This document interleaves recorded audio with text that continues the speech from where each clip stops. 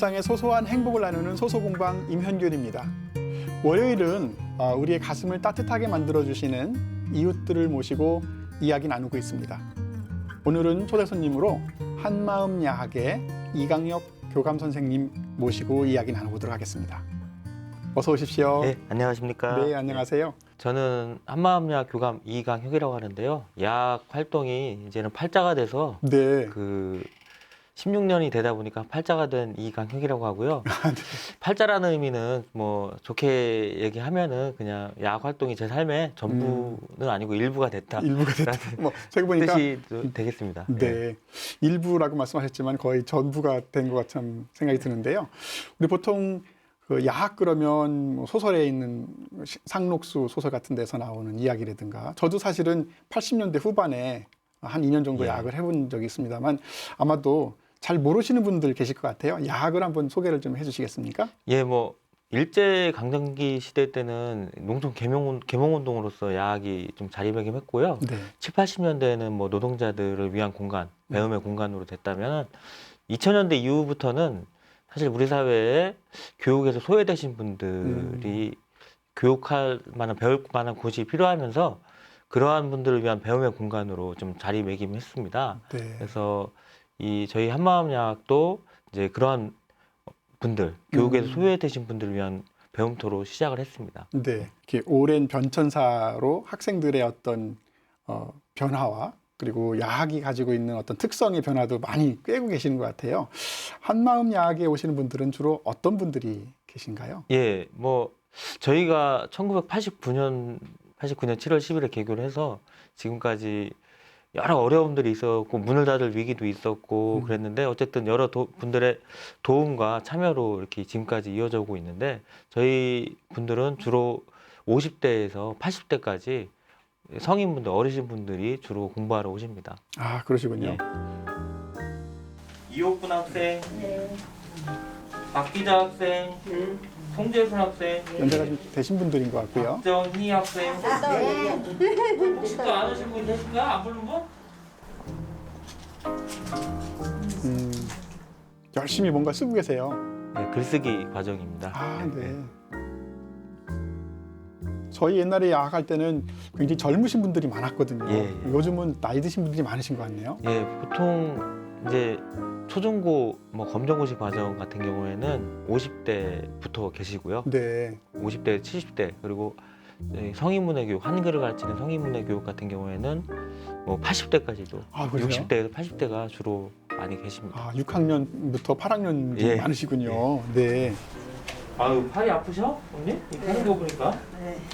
아이고, 염증 생겼어요. 교수님하고. 남자 어르신들보다는 여자 어르신분들이 더 많은 것 같습니다. 예, 아무래도 뭐 우리 예전에 여성분들이 남동생이나 아니면 오빠 교육이 먼저였던 시대에 살았잖아요. 그러다 보니까 먼저 뭐 일하러 가시거나 공장에 가시거나 그러다 보니까 배우지 못하신 분들이 많이 계시죠. 그리고 또 뭐 그런 사회를 거치신 분들이 지금 이제 뒤늦게 배움에 대한 욕망을, 의지를 가지고 공부하고 계신 거라고 생각을 합니다. 아, 네. 거기에서도 벌써 우리 그 사회상이 좀 드러나네요. 예, 우리 사회의 한 단면이죠. 그러니까 네, 남성을 위주로 해서 공부를 시키고 그 덕분에 공부를 못하신 누나, 여동생들이 지금은 이제 늦게라도 공부를 하시겠다고 그러는데, 지금 학교에는 몇 분 정도 계시나요?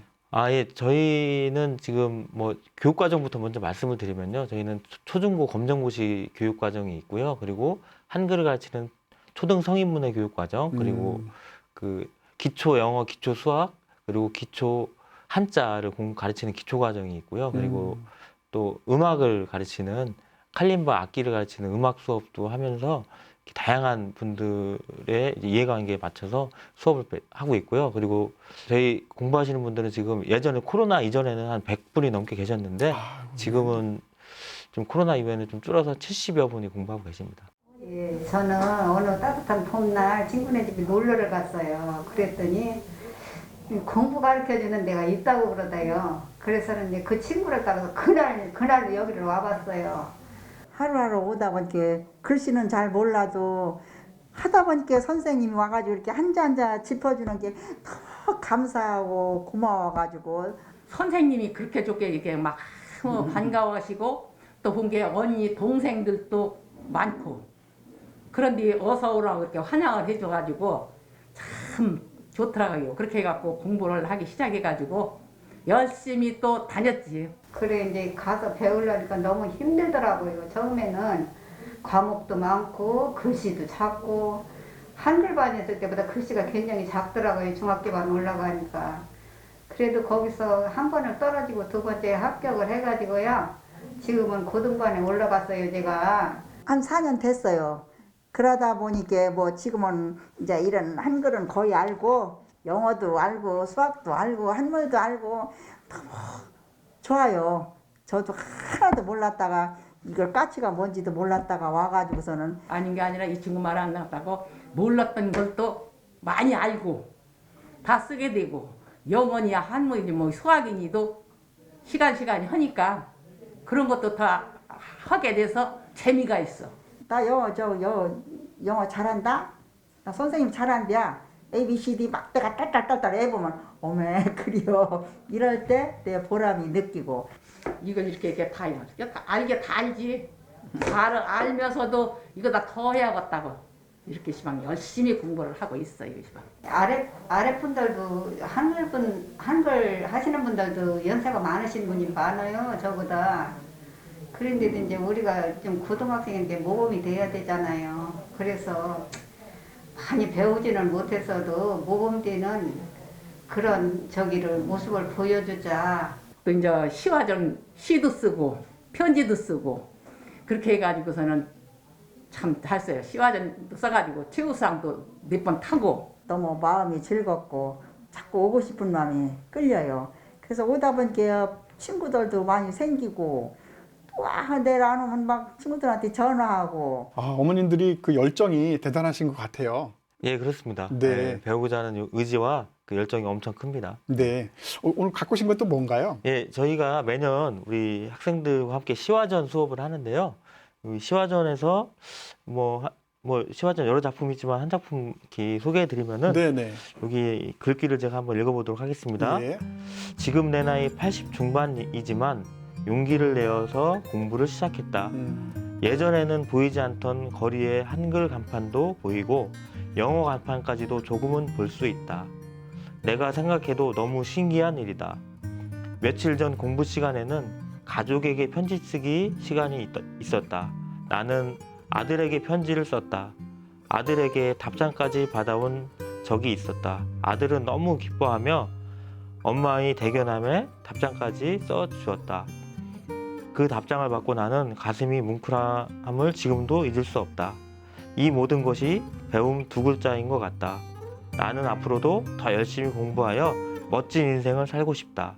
예, 이렇게 글을 써주셨습니다. 아유, 네. 연세가 80이나 되셨는데. 85세. 85세, 예. 8학년 5반이신데 예.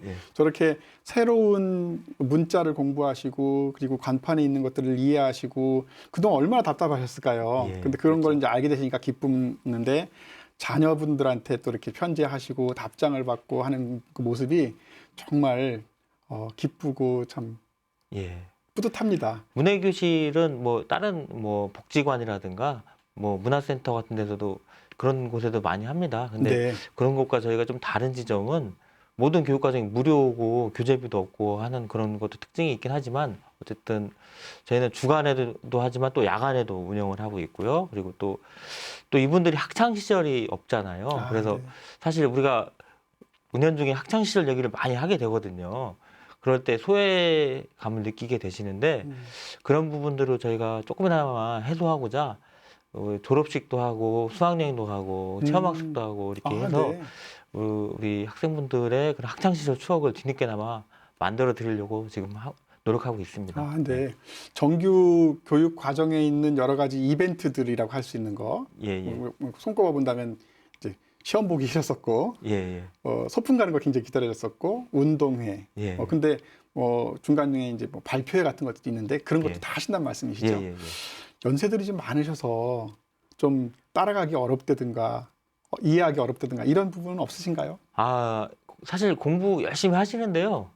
공부하실 때 저희가 가르쳐 드릴 때마다 늘 머리가 굳어서 아, 나는 금방 잊어먹어 죽겠어 막 그래요. 그럼 네, 저도 네. 사실은 저도 그렇게 얘기를 해요. 음. 아, 어머니, 저도 맨날 영어 공부 30분씩 하는데 네. 맨날 까먹어서 죽것이요. 똑같은 처지니까 네. 포기하지 말고 열심히 합시다.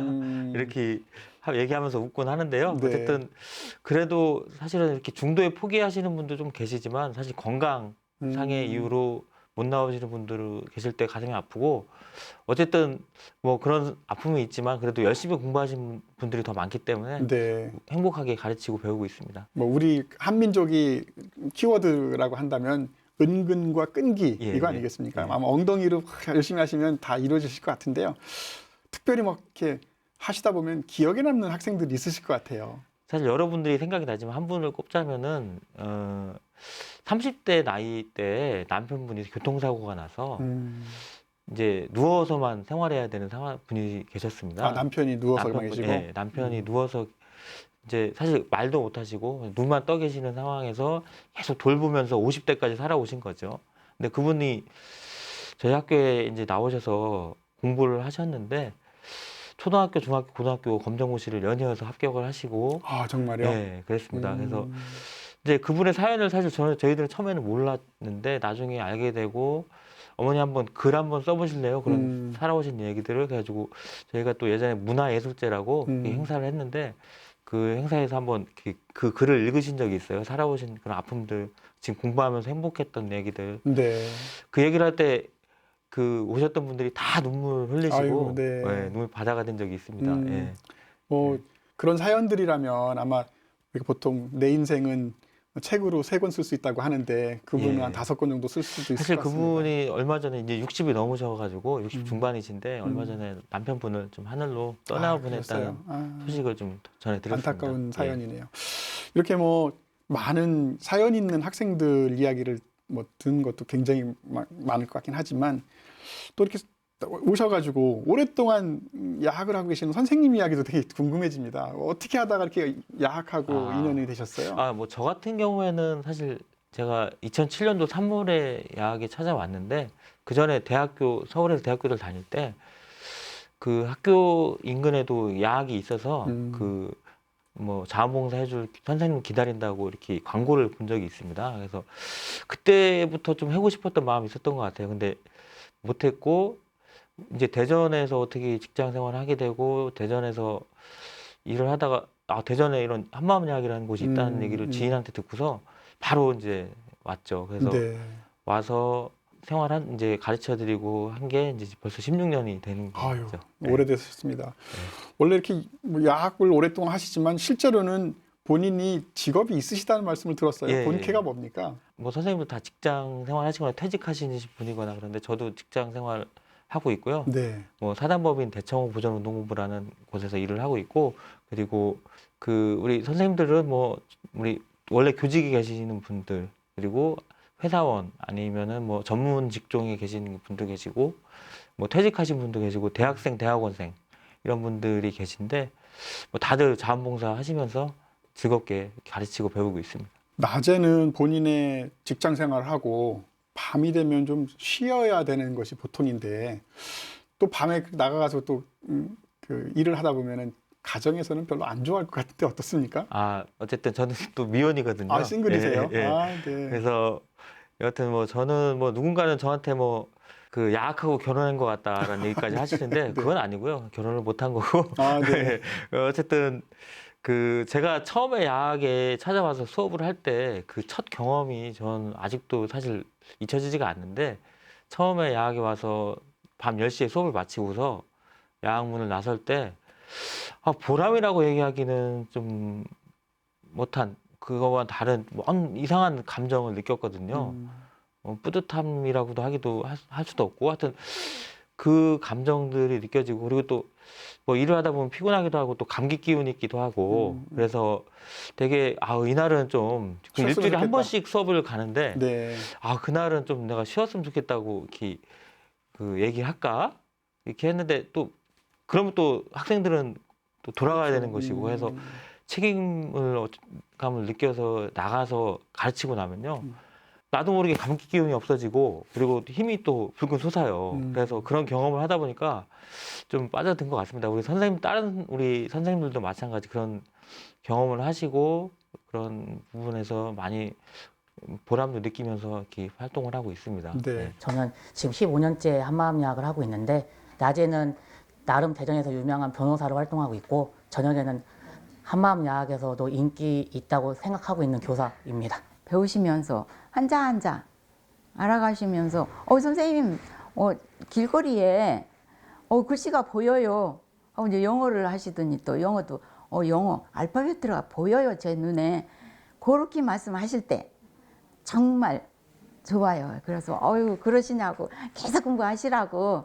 사실 제가 처음부터 변호사 했을 때 온 게 아니라 대학원 때 처음 야학을 접해서 왔는데 공부를 해야 될 입장에서 저는 사실 놀고 있었거든요. 근데 야학 오니까 어머님, 아버님들이 열심히 공부하는 거 보고 놀면 안 되겠다. 오히려 공부를 더 해야 되겠다 해서 제가 야학 다니는 도중에 박사학위도 땄고 변호사도 된 거예요. 그래서 보니까 저는 변호사가 야학 활동을 하는 게, 야학 봉사하는 게 아니라 야학 선생님이 변호사가 됐다고 생각하고 있습니다. 네.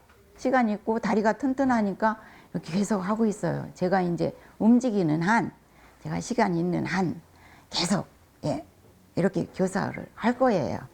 퇴직자들에게는 노후의 그 재능 기부라고 할까요? 뭐 이러한 차원에서도 좋고 또 소소한 행복을 이런 데서 찾는 것이 아닌가 그런 의미에서 우리 그 전직 교사분들에게 강력하게 좀 찾아와 주셨으면 하는 권고를 드립니다. 많은 선생님들 지원을 좀 해달라고 말씀하시던데 이렇게 야학 교사 선생님들 모시는데 어려움이 좀 있으신가 보죠? 예, 뭐 사실 저희 자원봉사이기 때문에 자원봉사를 또 중단하시고 이제 그런 분들이 좀 생기거든요. 그래서 교사 모집이 늘 필요하고 그런 거고 예전에는 대학생들이 꽤 많았습니다. 근데 네. 언제부턴가 대학생 교사가 좀 없으면서 지금은 한 분 계시거든요. 그래요?